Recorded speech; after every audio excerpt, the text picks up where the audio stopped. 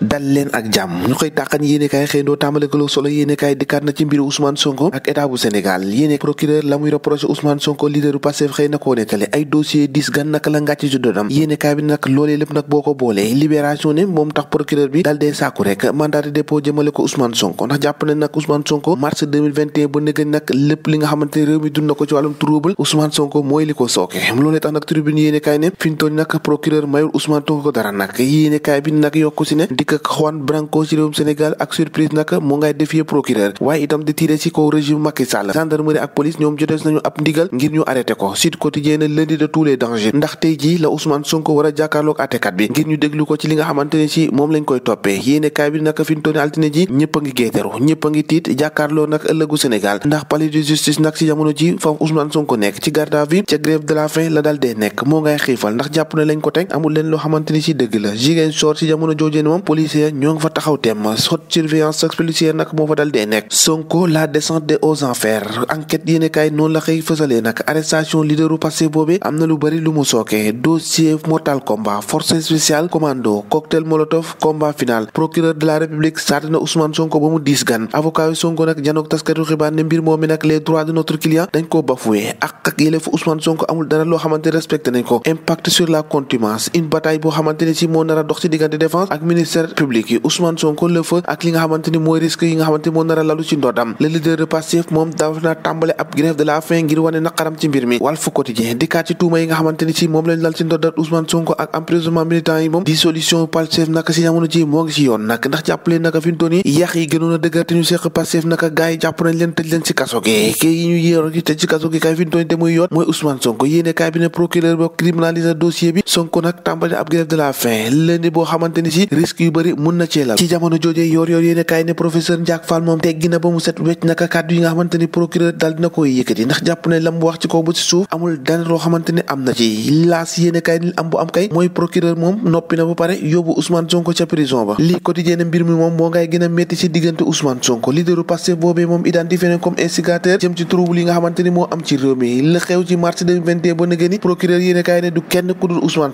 Sonko nag moo ngay risqué ab mandat de dépôt ndax li procureur wax ci moom boo moytu buñ ko dégloo tey ji nag dina fanaani guddeem ku njëkk ca kaso googee l'observateur yéene kaay ne Ousmane Sonko mbiram moom nar naa 10 gan ndax 7 charges yi nga xamante ni ci procureur teg na ko nag boo moytu nag mun na am ëllëg bu lëndëm lool ay question enquêteur ak déclaration réponse leaderu Pastef Maham Diallo nag Sonko le nouveau face à face de ce lundi bi nag lu ne mun na ci xew ay 7 péchés yoo xamante ni ci ngal nañ ko ci Ousmane Sonko controverse jëm ci contumace plusieurs leaderu Pastef yoo xamante ni ci jamono ji nee lañ caqit nag avocat bu Sonko di Juan Branco ci jamono ji nag ñoom la ñuy seet gisaguñu ko léegi ko yéene kaay ne lu munti xew nag Ousmane Sonko jàppale nag benn jéego moo nga ca prison ba ndax li ko procureur sarde boo moytu nag buñ ko dégloo tey dina fanaani ca kaso googee source aane fintoon yi nag Pastef ci jamono ji ñoo ngi ci guddi goo xamante ni bët setagul ndax la ko séq ak la ko yoroon lépp fintoon yi ñoo ngi ci loxol yoon Sonko nag réer mér ak ay multiple appels yoo xamante ne ci à l'insurrection maanaam woote fitna loole la procureur bi ngàjj ci ndoddal Ousmane Sonko niki tey ji nag moo war a jàkkaarloo ki nga xamante ni ci ni moo di Maham Diallo face à face boo xamante ni ñoom ñaar ñooñee xamante ni ñu baax a baax diggante Ousmane Sonko ak Maham Diallo daanaka du tey la seenu mbir tàmbalee tey ji nag la seenu mbir di leer gannaaw ba ñu ko dégloo ba noppi l'indépendant yéene kaay mel ni nag ko ci am xini mii ni ne Sonko face aussi ce lundi bi projet Pastef moom ci jamono ji moo ngi ci sursi moo ngi ci guddi gu bët setagul ndax projet boobee du mujjee jaaree foofu nax saay lu mu ci doon ne yéene kaay bi ab laaj la ci dal dee samp Ousmane Sonko est victime du mystère